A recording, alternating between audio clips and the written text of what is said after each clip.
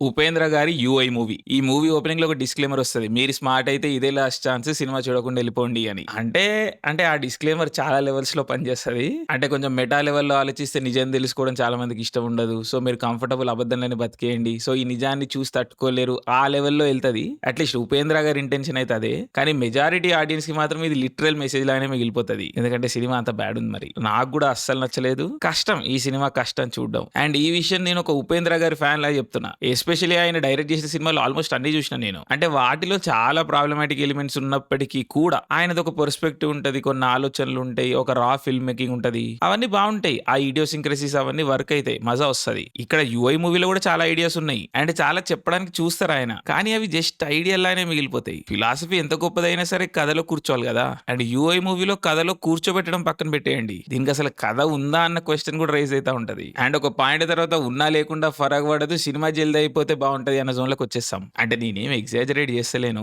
Cinema నిజంగానే unbearable అయిపోతది. So అది విషయం. సో చాలా మంది అన్న హుడ్డీ అది ఇది ఏందని అడుగుతా ఉంటారు, కామెంట్ చేస్తూ ఉంటారు. సో మీకు కావాలంటే కింద డిస్క్రిప్షన్ లో లింక్ ఉంది, చెక్ ఇట్ అవుట్. అండ్ ఇంకా మనం కథ సెటప్ దాని గురించి మాట్లాడాలి అంటే basically UI movie present world మీద ఒక కామెంటరీ. అంటే ఈ రోజు సమాజంలో ఉన్న ప్రతి ఒక్క విషయం మీద మూవీ ఒక ఒపీనియన్ ఇస్తా ఉంటది. అంటే దేవుడు, భక్తి, భయం, మంచి, చెడు, లైఫ్, డెత్ ఇలా ప్రతి దాని మీద, ఇంక్లూడింగ్ మన larger than life cinema, pan India cinema వీటి మీద కూడా. అండ్ మళ్ళీ వీటితోనే ఆగదు, ఆడియన్స్ లెవెల్లోకి వస్తుంది.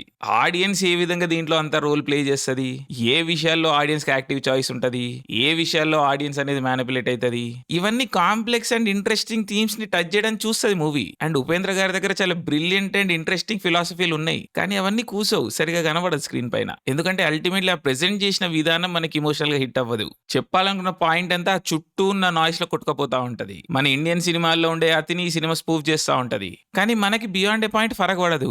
ఎందుకంటే ఈ సినిమా కూడా ఆ స్పూఫ్ చేస్తున్న సినిమా లాగానే కనిపించడం స్టార్ట్ అవుతుంది ఒక పాయింట్ తర్వాత. సో యా, రిడెండెంట్ అయిపోతుంది ఫిల్మ్. అండ్ ఈ మూవీలో నాకు బిగ్గెస్ట్ బాధాకరమైన విషయం ఏంటంటే మిగిలిన ఫిల్మ్ ఎట్లున్నా అట్లీస్ట్ ఉపేంద్ర గారని ఇంట్రెస్టింగ్ ఉంటారని అనుకున్నా. అట్లీస్ట్ ఎక్స్పెక్టేషన్ అయితే అదే కదా. కానీ ఆ విషయంలో కూడా డిసప్పాయింట్ అయిన అనమాట. ఉపేంద్ర గారు కూడా ఒక పాయింట్ తర్వాత ఇరిటేట్ చేయడం స్టార్ట్ చేస్తారు. That is heart breaking. And కథ, డైరెక్షన్, డైలాగ్ ఈ లెవెల్లోనే కాదు, టెక్నికల్ గా కూడా మూవీ ప్రతి డిపార్ట్మెంట్ లో ఫెయిల్ అవుతుంది. పెద్ద బడ్జెట్ సినిమా అని చెప్తున్నారు, కానీ మనకు మూవీ చూస్తున్నప్పుడు అట్లా కనిపించదు. ఫిల్మ్ మేకింగ్ చాలా చాలా బ్యాడ్ ఉంది మూవీలో. విఎఫ్ఎక్స్ క్లియర్ గా తెలిసిపోతా ఉంటది. కెమెరా వర్క్ అంతా బిజార్ ఉంటది. మేకప్ అయిన, కాస్ట్యూమ్స్ అయినా సరిగా ఉండవు.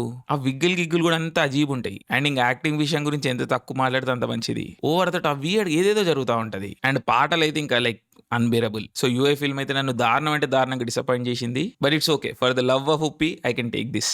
So yes, love you Upendra garu. Jai Hind.